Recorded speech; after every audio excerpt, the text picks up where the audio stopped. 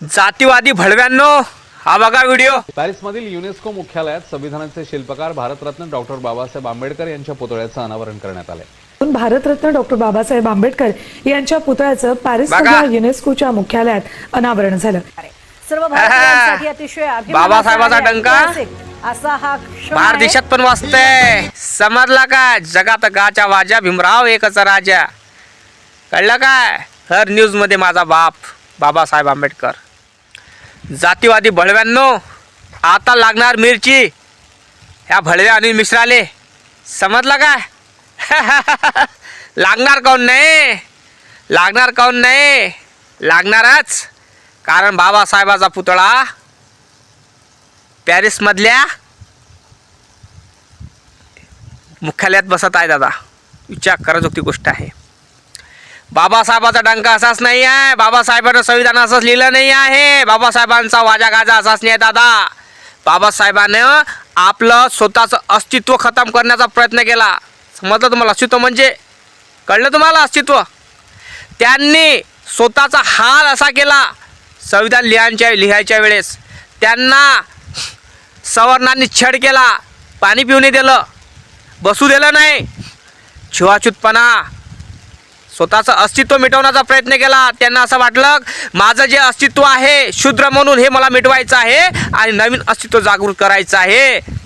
तर हे नवीन अस्तित्व जागृत केलं बाबासाहेबांनी। आणि आता भारताचंच नव्हे तर 170 काय म्हटलं मी, 170 देश बाबासाहेबांना मानतात, बाबासाहेबांना पूजतात। दादा, हे बाबासाहेबांचे विचार, बाबासाहेबांचे आचार, बाबासाहेबांची उच्चार श्रेणी ही मानली जाते। कारण तुम्हाला मोठं व्हायचं असेल, जीवनात काहीतरी करायचं असेल तर बाबासाहेबाचा वारसा घ्या, बाबासाहेबांचे विचार आहे ना चला। कारण ज्या व्यक्तीला शाळेत बसू देत नव्हतं, पाणी पिऊ देत नव्हते, आजूबाजू लोक, लेकरं म्हणा, मास्तर म्हणा, दूर बस शूद्रा दूर बस, तुझी जातीचा, दलित जातीचा दूर बस, असे टोमणे मारत होते बाबासाहेबाला। बाबासाहेबांनी शाळेच्या बाहेर अभ्यास केला आणि भारताचं संविधान लिहिलं। तर विचार करा तुम्ही, जो शिकलेला आहे, शाळेत बसून शिकला आहे, तो माणूस काहीच करू शकला नाही, आणि जो शाळेच्या बाहेर शिकला तो माणूस सूर्यासारखा तेज बनला। म्हणून म्हणतो बाबासाहेबांच्या विचारानं चला, बाबासाहेबांच्या आचारानं चला। शिक्षण हे वाघिणीचं दूध आहे, जो पेलात माणूस गुरगुरल्याशिवाय राहणार नाही। तसं संविधानाचं पण आहे, ज्याने संविधान वाचलं त्याच्या मनात क्वच्छ निर्माण होते, त्याच्या मनात हे निर्माण होते की माझ्या ह्या संविधानामध्ये मला हक्क दिलेला आहे, मी बोलू का शकत नाही। तुमच्या मनात प्रश्न निर्माण होते, प्रधानमंत्र्याला विचारू का प्रश्न, हा प्रधानमंत्री असा का करत आहे, मुख्यमंत्री असा का करत आहे, आमदार खासदार असा का करत आहे, हा मंत्र, हा उच्चारण, हा क्वेश्चन, हा प्रश्न तुमच्या मनात निर्माण केव्हा होईल, जेव्हा तुम्ही संविधान वाचाल बाबासाहेबाचं। कारण तुम्ही आतापर्यंत बाबासाहेबांचं संविधान वाचलं नाही आणि त्या कारणामुळे तुमच्या मनात प्रश्न निर्माण होणार नाही। कारण संविधान जे न वाचलं ते वाघिणीचं दूध आहे, संविधान एक वाघिणीचं दूध आहे, ज्याने पेलत त्याच्या मनात प्रश्न निर्माण होणार आणि तो आपल्यासाठी, हक्कासाठी लढणार। कळलं काय? म्हणून मनुवादी, सवर्णवादी लोक तुम्हाला संविधानातून वंचित करत आहे। म्हणून TV चॅनलवर म्हणा, कोणत्या न्यूज रिपोर्टरवर किंवा एखाद्या लोकल चॅनलवर किंवा कुठल्याही सोशल मीडियावर म्हणा, किंवा गव्हर्नमेंटचे जे चॅनल आहे नॅशनल, सह्याद्री, याच्यावर का संविधान दाखवत नाही, संविधानाची सिरियल का दाखवत नाही, का बनवत नाही लोक? कारण लोकायला समजायला लागलं ना संविधान, लोकायला जागायला लागलं ना संविधान, तर लोक प्रश्न निर्माण करणार, मग आपल्याला जगू देणार नाही। ह्या कारणामुळं आपल्याला संविधानापासून आपण वंचित ठेवलेलं आहे आपल्याला। कळलं का? ह्या कारणामुळं, नाहीतर आपल्याला संविधान हे माहीत झालं ना, त्यातले कलमा माहीत झाले ना, आपले हक्क माहीत झाले ना, तर हा महाराष्ट्रच काय पुरा भारत हा पेटल्या जाणार। कळलं का तुम्हाला? कारण बाबासाहेबाचं संविधान हे उच्च कोटीचं संविधान आहे।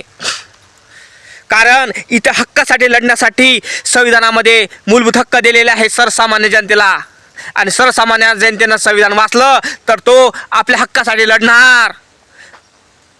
आमदार असो या खासदार असो या मंत्री असो या कोणताही राष्ट्रपती असो या प्रधानमंत्री असो, त्याला तो बोलू शकणार। त्या कारणामुळं आपल्याला संविधानातून वंचित यासाठीच ठेवलेलं आहे। म्हणून सांगत आहे मी तुम्हाला, कळलं का?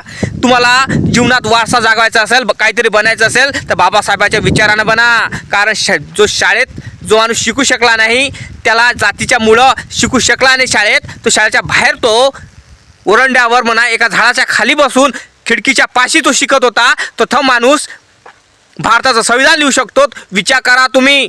आणि त्या संविधानात असं दिलेलं आहे की चाय विकणारा हा प्रधानमंत्री बनू शकतो, तो भांडे घासणारा हा मुख्यमंत्री पण बनू शकतो. कळलं का? हे बाबासाहेबाचं संविधान आहे. कळलं का?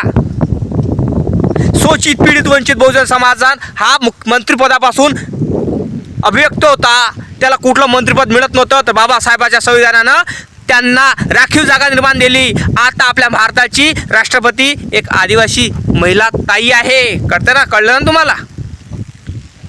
कळलं काय? कोणाच्यामुळं? बाबासाहेबांच्या संविधानामुळं. म्हणून सांगत आहे मी, तुम्हाला जगायचं असेल, शिकायचं असेल, मोठं व्हायचं असेल तर बाबासाहेबाचा विचार घ्या. बाबासाहेबाच्या विचाराच्या आणि आचाराच्या मनाने चला. कारण त्या विचाराने चालणार तर एक दिवस तुम्ही सक्सेस जिंदगीत होणार म्हणजे होणार. तुम्ही अनिल मिश्रासारखे आणि त्याच्यासारखे जातीवादी करणार आणि तुम्ही म्हणणार की संविधान खराब आहे, बाबासाहेबांचे विचार खराब आहे, तर ह्या गोष्टी तुम्ही ऐकणार तर तुम्ही गुलाम बनून राहणार. कारण आता अनिल मिश्राला मिरची लागलेली आहे. कारण पॅरिसमधल्या एका मुख्यालयामध्ये बाबासाहेबाचा पुतळा लागलेला आहे. तर विचार कराजोगती गोष्ट आहे दादा, विचार कराजोगती गोष्ट आहे. ज्या माणसाला जातीपासून वंचित केलं होतं, ज्या माणसाला शूद्र म्हणून घोषित केलं होतं, ज्या माणसाला दलित म्हणून वंचित केलं होतं, त्या माणसाला शिव्या दिल्या जात होत्या, त्या माणसाला त्यांची अवहेलना केली जात होती. विचार करायची गोष्ट, त्या माणसाला पाणी पिऊ देत नव्हतं, त्या माणसाला बैलगाडीत बसू देत नव्हतं, त्या माणसाला शाळेत बसू देत नव्हतं, त्या माणसाला काहीच म्हणजे कुठल्या गोष्टीतून वंचित होता हा माणूस. आणि थोडाच माणसानं भारताचं संविधान लिहिलं. त्याच माणसाला अजून 170 भारतातीलच नाही तर बाहेर देशातील 170 देश पुजतात. अमेरिकेमधला जो राष्ट्रपती होता तो म्हणत होता की आमच्या अमेरिकेत बाबासाहेब आंबेडकर जन्मले असते तर आम्ही त्याला सूर्य घोषित केला असता. म्हणजे बाबासाहेबाला सूर्य घोषित केला. विचार करायची गोष्ट आहे. आणि आपल्या भारतात बाबासाहेब जन्माले आले, त्यांनी संविधान लिहिलं, एवढं मोठं काही लिहिलं आणि बाबासाहेबाला लोक बोलतात अरे घाणट आहे हो, गु खाता की काय खाता तुम्ही अन्न खाता. ज्या माणसानं आपल्या जीवाचं रान केलं, आपला संसार बघितला नाही, आपल्या जीवाचं रान केलं, आपला संसार बघितला नाही, आपला परिवार बघितला नाही, आपले मुलं असे जमिनीत गाळले, गमावले. ते माता रमाई तिनं आपलं स्वतःचं कुंकू पुसलं. विचार करा, स्वतः संसार बघितला नाही आणि आपल्या नवऱ्याला शिकवण्यासाठी काडी कचरा गौऱ्या कोळसा विकला. तो विचार करा तुम्ही. हे एवढं मोठं योगदान त्या माऊलीनं केलं, स्वतःच्या जीवाचं रान रक्ताचं पाणी केलं आणि बाबासाहेबाला शिकवलं. ती हर सक्सेस आदमी के पीछे औरत होती है, पण बाबासाहेब आंबेडकर सक्सेस नव्हता. बाबासाहेब आंबेडकर सक्सेस नव्हता तर बाबासाहेब आंबेडकर घडले तर रमाई होती म्हणून घडले. हे लक्षात ठेवा. कारण हर अनसक्सेस आदमी के पीछे एक औरत होती है और सक्सेस आदमी के पीछे भी औरत होती है. पण फरक वेगळे आहे. पण बाबासाहेबाला बनवणारी घडवणाऱ्या माता रमाई होती, हे पण माहीत असायला पाहिजे. आणि आम्ही माता रमाईला कधीही विसरणार नाही. कारण तिच्यामुळं बाबासाहेब आंबेडकर घडला, तिच्यामुळं. कारण त्या माऊलीचे उपकार आम्ही फेडू शकणार नाही की 9 कोटीची आई आमची रमाई. आणि पॅरिसमधल्या एका मुख्यालयात बाबासाहेबाचा पुतळा लागत आहे आणि अनिल मिश्राने हा व्हिडिओ बघाव. माझं हे म्हणणं आहे, अरे भाड खाऊ अनिल मिश्रा, गो खाया. आता तुला झोप लागणार नाही, भाड खाऊ. आता तुले झोप लागणार नाही. कारण का लागणार नाही? कारण तुझी झोप उडाली. तुले वाटत त्या पुऱ्या भारतात केली होती बोम मार्केटिंग करत होता. तुले वाटत होतं का बाबासाहेबाला बदनाम करून मत मिळू, जिंकू, राजकारण करू, भिकार तोटा. अनिल मिश्रा, तू नेहरूवर और गांधीवर राजकारण कर, पण बाबासाहेबाच्या विचार करू नको. कारण बाबासाहेबाचा विचार हा सूर्य आहे, धगधगता सूर्य आहे. आणि तू मिटवण्याचा कितीही प्रयत्न करशील तर तू मिटू शकणार नाही. कळलं का? कारण विचारधारा हा गंगेच्या समान असतो. समजलं काय? आणि हा जो कोणी यूट्यूबवर बघत असेल तर लाईक आणि चॅनलला सबस्क्राईब करायला विसरू नका. फेसबुकवर बघत असेल फॉलो करायला विसरू नका. आणि सांगा खरं बोलतो की काय.